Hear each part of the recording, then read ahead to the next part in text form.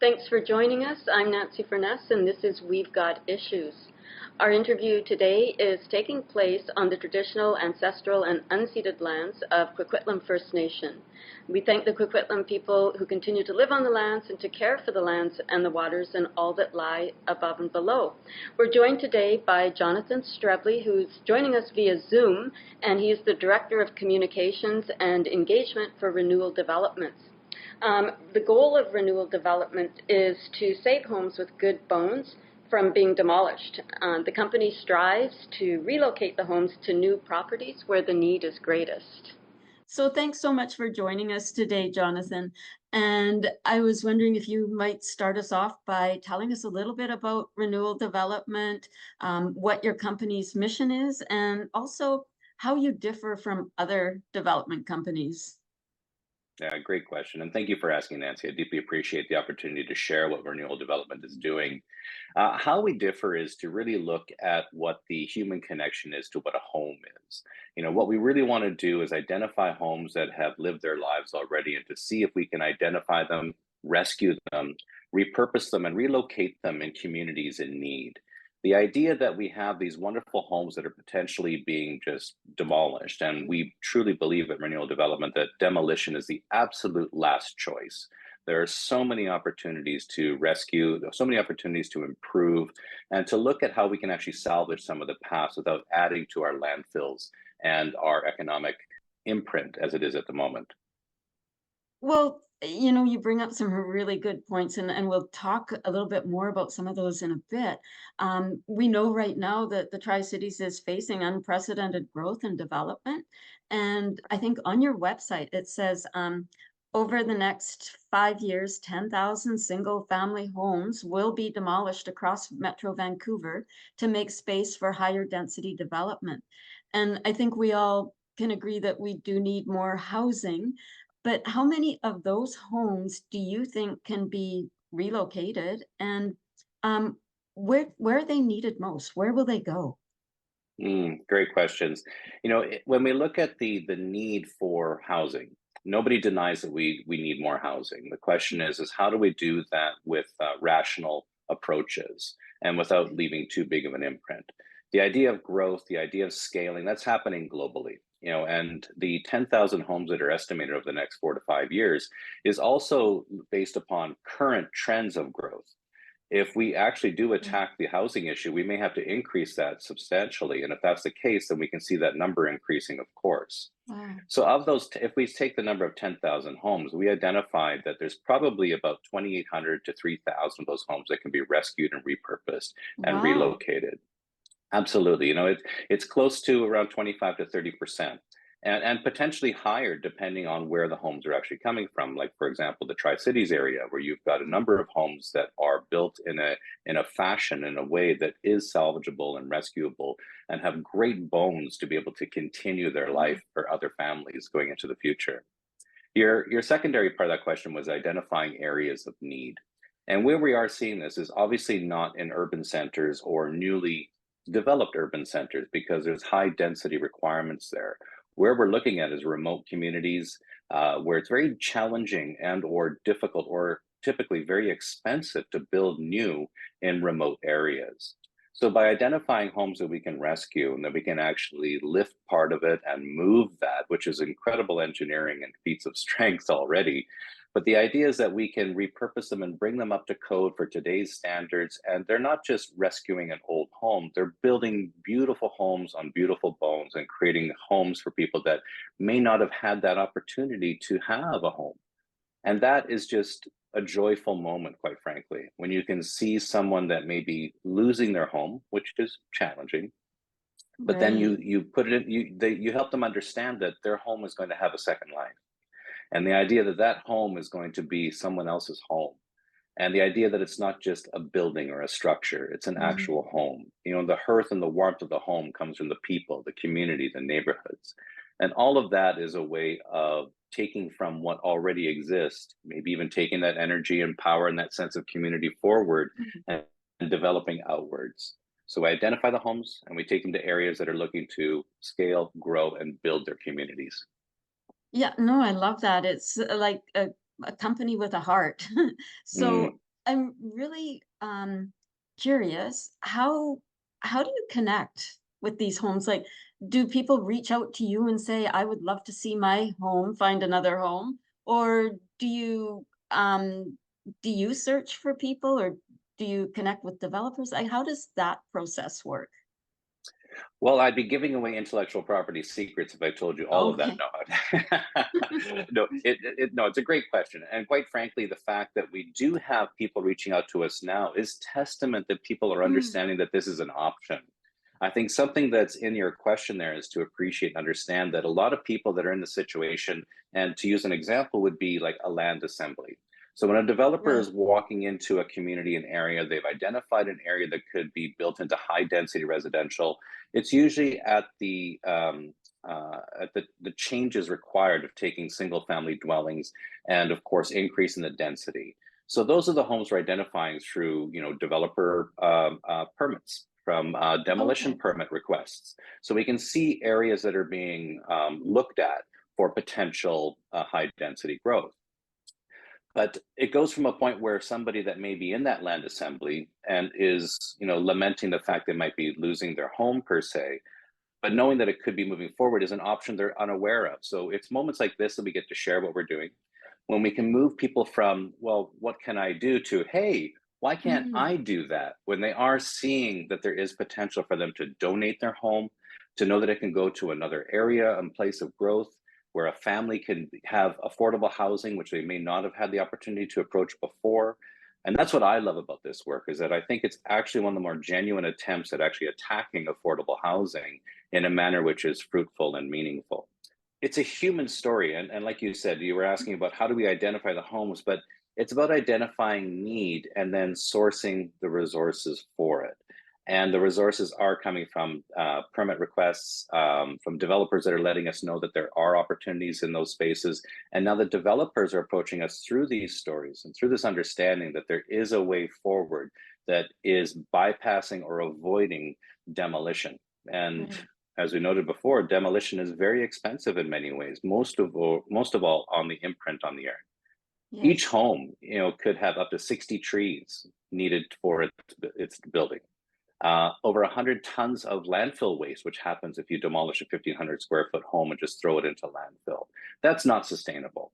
We're looking at expenses that supersede the idea of actually rescuing and repurposing. And like I said, we use the term old bones, but it's not about old, it's about solid foundations. It's about Right. a strength of appreciation of an origin story. And then to build on that and extend that story, quite frankly, is a gift and a blessing to be able to working in.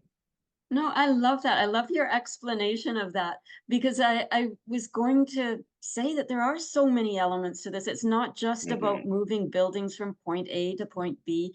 You Hmm. have relationships that you've obviously worked hard on, and partnerships. I imagine that probably not every home is suitable for relocation, Hmm. but how do you decide? Like, if somebody comes to you and says, I would love to have my home relocated somewhere, what are the criteria that you're looking for? You mentioned good bones and solid structure.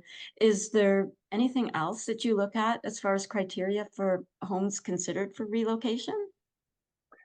Admittedly, there's a number of factors involved, as you've already alluded to, and sometimes it might just be the condition of certain elements. So obviously, the strength and the fortitude to survive a move, and not just survive it, but to flourish, to be able to be continue to go forward. Admittedly, it's not my area of expertise. I am not an engineer. I'm not a construction person, but we have got phenomenal individuals that are able to identify very quickly and a storied history of examining what is it that's required to be a candidate for a good home to move. Typically, do want to be looking at the age of the building in regards to how it was built, the type of timber that was used for it, and sometimes the older the better.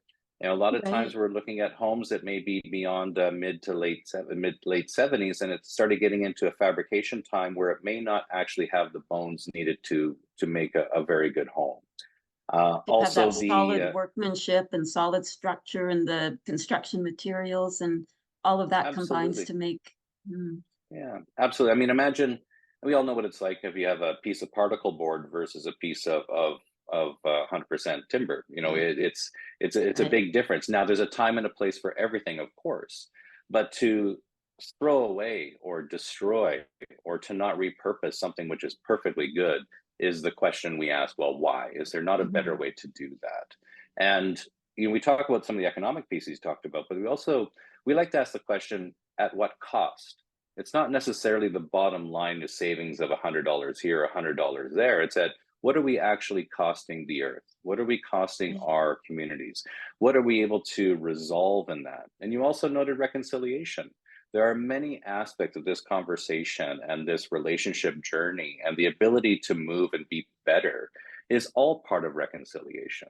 If you look Mhm. at the TRC, there's a number of touch points that this Yes. addresses. This is about, you know, bringing members of communities and nations home. You know, how do you do that? Well, you provide homes to do so. To play a small role in that is a heart swell. And you said before, it's a company with a heart. And I think the heart built the company in many respects. Um, that's just so wonderful to hear. Recently we heard about 10 homes that were being relocated Hmm. from the old Coronation Park neighborhood. There's going to be some big changes coming to Port Moody. Can you tell us a little bit about those particular homes? Because that generated a lot of interest in the Tri-Cities. Can you tell us about the process, where they're going, how they're being moved, and what happens when they arrive at their new location? Great question. We're looking at the entire process Hmm. from sourcing to end product. And sourcing was in conjunction and partnership with West Bank. You know, we looked at this incredible opportunity to work with a developer who was doing some high density residential areas and to be able to move in and recognize that there are homes that can be rescued, homes that can be saved, homes that can be salvaged, and to not do this full demolition, clean slate of the area. So working with them, we were able to go in and identify, I believe it was 13 homes they identified, Okay. 10 for sure that were movable in the scale and size they are. So going back to your question around criteria, I believe the other three were potentially too big to move, which Okay. can also be a consideration. So, You like, know, there's street logistically too big to put on a truck bed or something like that, you mean? Or or to turn a corner with that oh, truck. okay. When you are going Yes. down streets, you're dealing with power lines, you're dealing with lamp posts, you're dealing with a number of engineering elements that are part of the mapping out of where the home is versus where we need it to go to put it on a barge potentially to move it across the waterway. So in all of that, there's a number of logistics involved, and we've got some wonderful experts that identify that along the way. Yeah, and so working with the developer and identifying the homes, working with our teams to identify which ones were salvageable and rescuable and had those great pieces, and Mhm. also identifying that, or maybe it would be curious for you and your audience to understand is that we only take the top half of a home as well because the basement would be embedded with Right. concrete and a footprint, et cetera. So really not salvageable. You'd have to scoop the whole earth underneath it type thing. So not really practical. So looking for that structural foundation so that we know that that first floor is capable to survive the engineering of that move. Right. And it's amazing how strong they are and resilient. It's unbelievable when you see a home suddenly just on a dolly moving down the street and it's secured, sure, but it's on its own. It's solid. It's not going anywhere. It's very impressive. Quite a sight to And see. And I think also the wood, there's some movement and flexibility to a wooden mhm. structure too. So perhaps that helps, as opposed to a concrete or something like that that's less flexible. Or brick, yeah. Or Try to brick. move a brick home. You know, Yeah. it's very challenging, and also seismic ability, as you're pointing to. There's a number of flexible qualities to certain substrates and building structures. So for the area, the community and area you live in, that will dictate the type of building materials as well. Ah, In respect to the moving, you know, we're very grateful to be partnering with a wonderful moving company, Nickel Brothers, that have been busy in business for a very, very long time, decades of doing this. And it's a so well-known impressive to name. see them when they pick up a home and they move it. It is so impressive to watch them. They're the cadence and the calm and the confidence. It resonates when you're a part of that process. And so it's wonderful to partner with them so we can get the homes moved to their location. And to answer your questions, all of these homes are going to the She-Shelf Nation on the Sunshine Coast, working with the First Nation to build and enhance out their housing program and meeting the needs that were already part of their strategic plan for their community members. So identifying the need was one, identifying the sources to be able to contribute to that. And not only that, but to identify 10 homes to bring to them. And 9 out of the 10, to your question, what happens when they arrive? We've positioned them, elevated them. So we're actually building out basement suites underneath. So they're actually going to, 9 out of 10 will be duplexes. And one will be a larger family home. So from the 10 homes, we create 19. So already increasing community, increasing opportunity, all of that becomes a wellspring of just better feelings for all that are moving ahead, and increasing timelines too, which is so important. So we look at that fulsome approach of identifying the home, moving it, building it out. So we're that one fell swoop, we can cover all of that. And if and when we do identify a home which we can't move, or we can't deconstruct, or we can't salvage parts, then we do a minimalist approach to demolition as well. So like I said, demolition is always, always, always the very, very last option, one we never want to take, but better to be having a percentage of homes rescued versus 100% demolished. Do you ever move buildings other than homes? Great question. And as a matter of fact, when we do talk about the homes we're moving, we now refer to many of them as buildings because there are opportunities. Once again, if they fit a certain scale or size, I mean, you can move a much larger home or building, but you may have to cut it in half or move it in sections. So that becomes another part of the criteria. But yeah, I mean, I'd love to share one of the stories that really began the origins of Renewal, and that was just after the home that was done in Coquitlam. There was a yellow schoolhouse, which was a wonderful little elementary school on Cornwall Avenue in Vancouver. It was slated for demolition by the city to make room for a new elementary school, which of course, scaling growth, it's going to happen. But this over 100-year-old yellow schoolhouse that had a long history in the area was scheduled to be destroyed or demolished.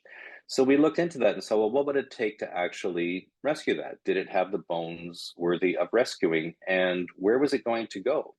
So the long story short of it is that through networks and relations and looking at what are the needs and what are the opportunities, and quite frankly, just mentioning it as an option. Suddenly, the connections were made. In my role of Chief of Staff of the Squamish Nation, I had connections and contacts. So I reached out to a couple. Glenn Lewis, our CEO, who's such a visionary and a wonderful human being, identified this school that needed to be rescued. So having Glenn champion this and looking at all the avenues possible, bringing the people together, and that was my earliest insight into a lot of this, was to make that connection and then to see that flourish and grow. Now we have this yellow schoolhouse that is now in the Squamish Nation, and it is sitting there as a language nest for young Squamish language learners. So Squamish members of the Squamish Okomeo, so young Squamish Snacham speakers, for the first time in 90 years, the Squamish Nation children are learning their language as their first language. And that is why we do what we do. How we do it and what's behind it all is just part and parcel and a byproduct of this ability to save something and have it serve a bigger, more meaningful purpose potentially, but to continue its life. We even talked about at the opening of the Yellow Schoolhouse and thought about, well, maybe the school was just practicing where it was. Maybe this was always where it was intended to be, to fulfill its own obligation to being an entity of education and community. I love the spirit of what you're doing. To see more of this is wonderful. And I think you and I had a brief conversation earlier, and you had said, well, if you don't try something new, if you're always doing things the same way, then we don't grow and we don't change. So Exactly. I just want to thank you so much for talking to me today, and also for sharing some of those stories. They're really heartwarming, and I hope we'll see more from Renewal Development, and we'll be keeping our eyes open. And I hope that we can talk again in the future. I look forward to it, Nancy. I appreciate the time to answer some questions, but also for more people to understand the story, because when people know they have options, we can only be better. Mhm. Thank you for your time, Nancy. Thank you so much, Jonathan.